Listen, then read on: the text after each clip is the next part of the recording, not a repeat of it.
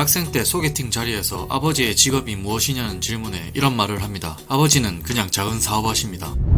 먼저 간단한 소개부터 하겠습니다. 1970년생으로 올해 만 52세입니다. 아버지는 이건희, 어머니는 홍라희, 오빠는 다들 아시는 삼성의 이재용입니다. 이재용은 제 채널에 영상도 이미 올라와 있습니다. 동생은 2명의 여동생을 두고 있습니다. 먼저 이서연은 어머니 홍라희의 영향을 많이 받아 리움미술관 관장을 맡고 있고, 막내 여동생 이윤영을 모르시는 분들도 많을 텐데 20대 때 스스로 생을 마감한 안타까운 인물입니다. 종교는 어머니를 따라 원불교이며 포브스가 선정한 한국 부자 순위 6위를 기록했죠. 재산이 무려 2조에서 3조 사이라고 합니다. 외모도 생긴 것처럼 매우 예쁘다라는 말이 많지만 나이는 많습니다. 실제로 인품도 굉장히 좋다고 합니다. 외모는 홍라희와 이건희의 좋은 점만 닮은 것 같네요. 인품에 대한 이야기는 조금 이따가 이야기하겠습니다. 시청하시기 전 구독과 좋아요 부탁드립니다.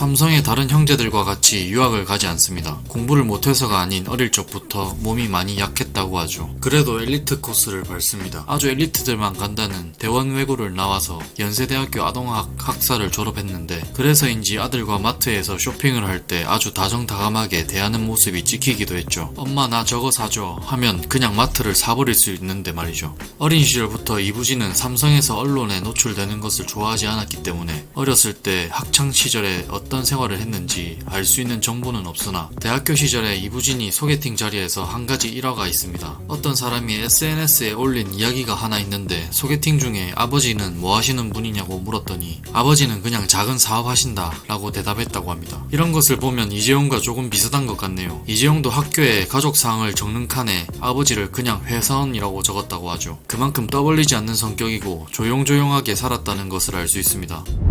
삼성의 고질병은 두 가지입니다. 폐질환 그리고 샤르코마리투스 병입니다. 폐질환은 이병철에서부터 시작되었고, 샤르코마리투스 병은 박두울 여사에서부터 시작되었다고 합니다. 샤르코마리투스라는 병을 간단하게 말하자면 많이 알려져 있는 병은 아니지만 2,500명 중 1명꼴로 발생한다고 합니다. 유전자 돌연변이에 의해 선천적으로 발생하는 병이라고 하며, 이 병의 특징이 손과 발 근육이 수축되면서 말려 들어가고 심해지면 걷기가 어려워진다고 하죠. 이건희 회장의 손을 보면 알 수 있다시피 이건희는 손을 잘 못 편다고 합니다.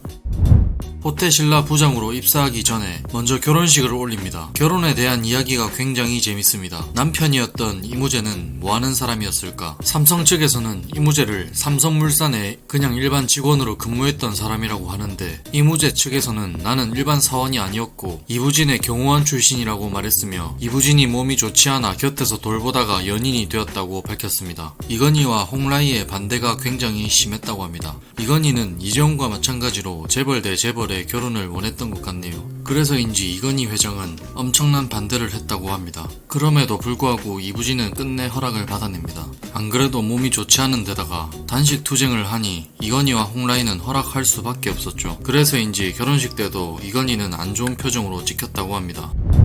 이렇게 남자판 신데렐라 인생을 살게 된 이무재는 이부진에게 각별한 사랑을 받습니다. 2010년 이부진의 여동생 이서연의 남편 김재열이 제일모직 사장이 되었고, 이무재는 삼성전기 부사장이 되었다고 언론에 전해지자 집안 사람들이 모인 자리에서 그런 이야기가 또 거론되자 전부 내 남편 무시하지마 라고 소리쳤다는 소문이 있습니다. 성격 차이인지 자라온 환경 차이인지 둘은 서로 간의 차이가 많았습니다. 예를 들면 이무재는 순댓국에 소주 한 잔 먹는 것을 굉장히 좋아했는데, 반면에 이부진은 순댓국에 냄새가 난다며 먹지 못했다고 합니다. 음식뿐만 아니라 정적인 취미생활을 하는 이부진과는 달리 동적인 취미생활을 좋아하는 이무재와 맞지 않는 것도 항목했습니다. 결국 2019년 9월 이부진은 이무재에게 위자료 141억 원을 지급하면서 이혼은 성사되고, 친권과 양육권은 모두 이부진이 갖게 되었죠. 여자가 무슨 경영이냐, 아버지가 물려준 거 그냥 하는 거겠지 하는 사람들이 많지만, 사실 이재용보다 경영을 잘한다는 말이 많습니다. 이재용은 새로운 사업을 도박적으로 개척해 나가는 것과는 달리 엄청나게 커진 삼성을 유지하고 지키는 수비적인 경영 스타일인데 반해 이부진은 호태신라에서도 이렇게 말했습니다. 새로운 사업을 많이 해야 합니다. 새롭게 시대 흐름에 변화하지 않으면 다 굶어 죽는다며 이건희와 같이 위기 경영을 고수합니다. 공격적인 경영이라 보면 되겠네요. 대표적으로 면세점 사업을 하면 합니다. 면세점 사업은 보통 재벌과 딸들이 많이 하는 사업이어서 이미 면세 업계를 꽉 붙들고 있던 롯데 신영자와 대결을 하게 되는데 입찰 발표 전에 직원들에게 이런 말을 합니다. 사업이 잘 되면 여러분 덕분, 잘 안 되면 내 탓이니 너무 걱정하지 말고 열심히 하자라는 메시지를 남겼다고 합니다. 요즘은 회사에서 대부분이 잘못되면 해당 사람을 지적하여 바보로 만드는 경우가 대단히 많습니다. 이 정도로 직원들을 생각해주는 회사 사장이 있을까요? 다시 본론으로 들어가서 결국 롯데의 신영자는 이부진을 만나서 패배하게 되죠. 여기서 벌어들인 돈이 신라 호텔에서 벌어들인 돈보다 많다고 합니다. 이건희는 이 광경을 보고 매우 감탄했다고 합니다. 경영학을 배우지 않은 딸이 이 정도 하는 것에 매우 대견했던 것이죠. 2014년 호텔에 모험 택시 한 대가 충돌하는 사고가 있었습니다. 이 사태를 본 이부진은 택시 운전기사가 이렇게 한 것이냐고 물은 뒤 택시기사가 이렇게 했다고 하자 택시기사는 계속 운전을 하는 사람인데 이렇게 고의적으로 할 이유가 없다고 말하며 직원들에게 택시 운전기사의 사연을 좀 알아봐달라고 했습니다. 그래서 알고 보니 택시기사는 반지하 깜깜한 집에 사는 80대 노인이었고 이부진은 80대 택시기사가 치료비도 내지 못하는 처진 것을 알고 호텔에 피해액 5억을 면제해주고 치료비까지 지불했다고 합니다. 이 정도면 사람 한 명 살린 셈인 것 같네요.